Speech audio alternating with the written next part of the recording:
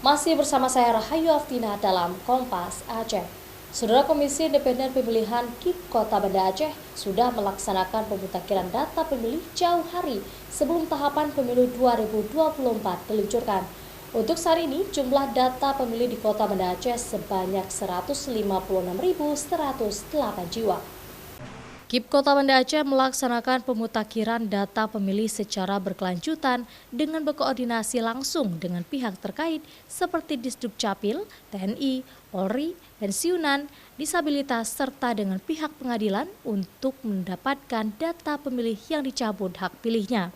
Pemutakhiran data pemilih dilaksanakan untuk memperbaharui data pemilih serta pemeliharaan data pemilih sebagai peserta pemilu 2024. Jumlah data pemilih di Kota Banda Aceh saat ini sebanyak 156.108 orang.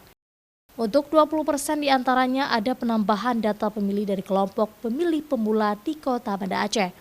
KIP Banda Aceh melakukan update dengan melaksanakan koordinasi dengan pihak-pihak terkait, terutama di Disduk Capil, juga ada Kodim, Polres terkait dengan pemilih yang TNI Polri, yang masuk TNI Polri atau yang pensiun, ya.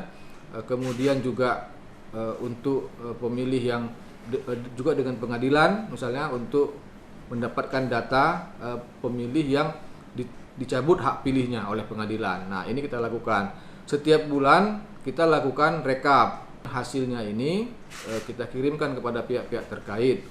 Sementara itu banyak juga data pemilih yang masuk dalam kategori tidak memenuhi syarat karena meninggal dunia dan faktor lainnya. Saat ini, KIP Kota Banda Aceh telah melakukan persiapan untuk verifikasi partai politik lokal Aceh karena masih banyak anggota parpol minim wawasan soal pengisian sipol. Nova Misdayanti, Kompas TV, Banda Aceh.